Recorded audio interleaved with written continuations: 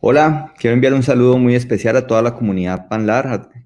Muy contento de participar en este Congreso PANLAR de Pacientes, muy honrado con esta invitación. Y vamos a hablar de un tema muy importante que tiene que ver con las recomendaciones sobre vacunación contra COVID-19 en pacientes reumáticos. Mi nombre es Carlos Enrique Toro Gutiérrez, actualmente secretario general de PANLAR, y doy la bienvenida a todos a esta presentación. Como conflicto de interés, he sido conferencista o he participado en advisory boards de diferentes compañías farmacéuticas que están aquí señaladas. Y como mensaje principal, quiero decir que esta, más que una conferencia, es una invitación para que todas las personas y pacientes o familiares de pacientes con enfermedades reumáticas se vacunen, ¿sí? Vamos a ver varias recomendaciones que se han dado por expertos. Una de las más recientes, la que tengo aquí en pantalla, del American College of Rheumatology, en el cual se da una guía para la vacunación de pacientes con enfermedades reumáticas y musculoesqueléticas. Y realmente el resumen de la conferencia o el mensaje más importante es: debemos vacunarnos. De esta manera disminuimos nuestro riesgo individual de presentar la enfermedad o las complicaciones más severas. También de esta manera protegemos a nuestra familia, a nuestros seres queridos, y también damos un aporte a la comunidad, porque entre más personas vacunadas, más cerca estamos de lograr esa anhelada inmunidad de rebaño, disminuir la circulación del virus, disminuir la posibilidad de las mutaciones, las variantes de este virus. Entonces, esta conferencia es realmente una invitación para la vacunación. Vamos a tomar los aspectos más relevantes a raíz de estas recomendaciones que son recientes, del 4 de agosto pasado, y que es básicamente la tercera versión de un documento que se ha venido trabajando poco a poco y que cada vez, dado que el COVID es un tema en el cual sale información todos los días, pues los datos van cambiando poco a poco. Entonces, lo primero son varias recomendaciones desde el punto de vista de consideraciones generales de la enfermedad. No se trata de que las leamos todas, pero sí vamos a hacer énfasis en algunas de las más importantes. Ya todos sabemos que debemos cuidarnos, debemos utilizar todas las medidas de bioseguridad, el tapabocas, el distanciamiento social, lavarnos frecuentemente las manos, pero también es importante reconocer algunos aspectos. De por sí, los pacientes con enfermedades autoinmunes, inflamatorias reumáticas, tienen mayor incidencia de infecciones virales independiente de que sean coronavirus o no, ¿sí? Adicional a esto, los pacientes con enfermedades reumáticas tienen mayor riesgo de hospitalización respecto a la población general, ¿sí? En caso de sufrir coronavirus, de sufrir la enfermedad COVID-19. Y aparte de eso, también entendiendo que pueden haber muchas diferencias entre los registros y entre los pacientes y entre los grupos, pero se entiende que los pacientes con enfermedades reumáticas tienen peores desenlaces, ¿sí? ¿Esto qué quiere decir? Que no solamente se hospitalizan más, sino que pueden tener más complicaciones y pueden morir más, comparado con la población general de la misma edad y del mismo sexo. Entonces, por ahí va uno de los mensajes importantes. O sea, no se puede considerar que la enfermedad reumática es una enfermedad en la cual los pacientes están protegidos contra el COVID. Todo lo contrario, están en un mayor riesgo de presentar desenlaces adversos por culpa de esta enfermedad. Entonces, por esto, es una recomendación clara que los pacientes deben ser vacunados, ¿sí? Vacunados incluso de forma prioritaria comparado eh, con otros pacientes o personas de la misma edad y sexo, ¿sí?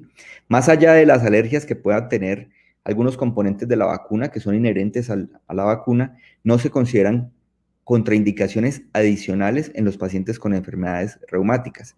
Y de esta manera se considera que el riesgo de la vacunación, que se sabe que puede haber un riesgo teórico de que la enfermedad se active, ese riesgo es mucho menor, pero mucho menor que el gran beneficio que otorga la vacunación en términos de protección, ¿sí?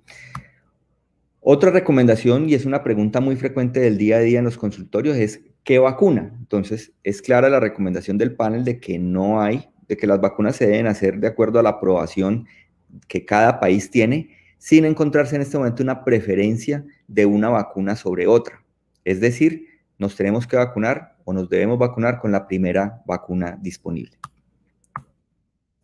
Otro aspecto importante que los pacientes preguntan mucho es, bueno, ¿en qué momento me vacuno?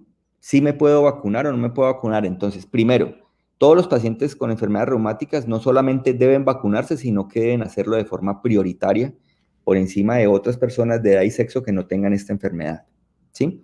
Segundo, los pacientes, si la enfermedad está bien controlada, se vacuna. Si la enfermedad está activa, también se vacuna, ¿sí?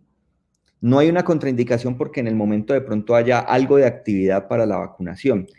¿Cuáles pacientes sí no deberían vacunarse? Aquellos, por ejemplo, que tengan una situación amenazante para la vida o que estén, por ejemplo, en una UCI. Ahí sí no se recomienda la vacunación, sino superar esta situación difícil y luego vacunarse. Pero aún estando la enfermedad activa, siempre y cuando no sea una situación amenazante para la vida, los pacientes deben recibir la vacunación, ¿sí? Otro aspecto importante tiene que ver con los medicamentos. Los medicamentos que reciben los pacientes con enfermedades reumáticas, pues muchas veces disminuyen digamos, las respuestas del sistema inmune. Entonces, ¿qué hacer con estos medicamentos? Entonces, en términos generales, con la gran mayoría de medicamentos, no hay necesidad ni de retrasar ni de ajustar la administración de la vacuna, ¿sí? Sí tenemos que tener una precaución, y lo vamos a ver un poquito más adelante, y eso puede ser un motivo importante para consultar con el médico en caso de recibir ciertos medicamentos, pero el hecho de que el paciente reciba el medicamento no es una contraindicación para la vacunación, ¿sí?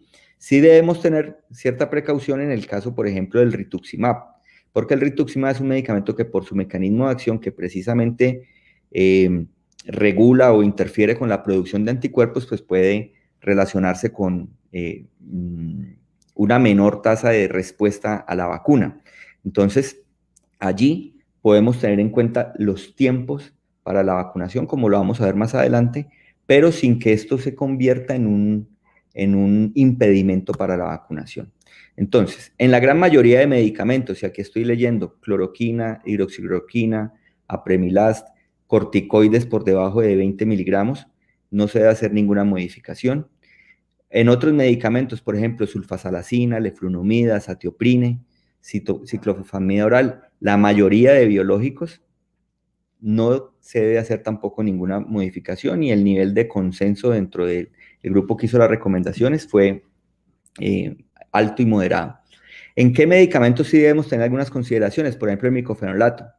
Asumiendo que la enfermedad está estable, se debe suspender una semana el medicamento después de cada dosis. Resalto aquí el papel del metotrexate porque es el medicamento más común, en el cual se recomienda suspender el metotrexate una semana después de cada dosis de la vacuna. Esto fue un estudio que se hizo principalmente con la vacuna de Pfizer.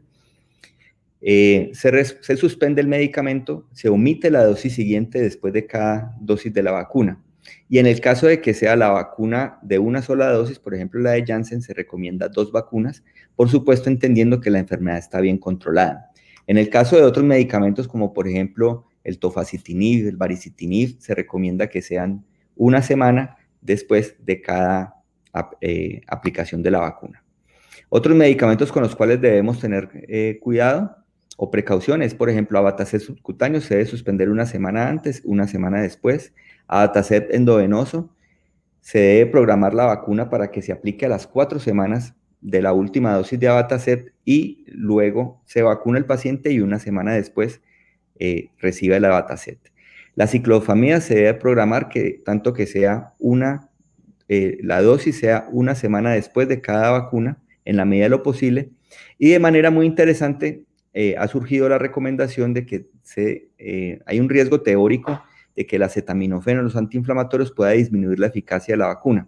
Entonces, por eso se recomienda que al menos 24 horas antes, si el paciente está bien y no está muy sintomático, pues no se toman este tipo de medicamentos. Es una recomendación reciente que no estaba en las versiones anteriores.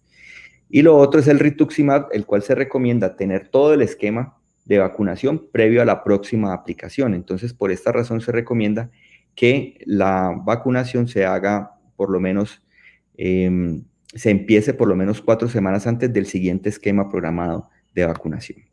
Ya para terminar, medidas preventivas para todos, manejar la enfermedad reumática de acuerdo a su necesidad, todos los medicamentos pueden utilizarse, no suspender tratamientos preventivamente, Los pacientes con enfermedad autoinmune deben ser priorizados para vacunación. Los pacientes con enfermedad autoinmune tienen mayor riesgo de complicaciones con el COVID. Las vacunas son seguras, el beneficio sobrepasa ampliamente el riesgo de la vacunación. Incluso en pacientes con enfermedad activa se recomienda la vacunación, excepto que esté en UCI o en una situación de riesgo vital inminente, y no existe una preferencia de la vacuna sobre otra, debe utilizarse la primera que esté disponible. Respecto a los medicamentos, no hay modificaciones para la vacuna ni para el medicamento, en la gran mayoría de ellos. Tener precauciones con metotrexate, los yaquinibs, que son tofacitinib, baricitinib, upadacitinib, el micofenolato, abatacept, rituximab y ciclofamida, como recién vimos. Muchas gracias por su atención. Quedo atento para cualquier pregunta.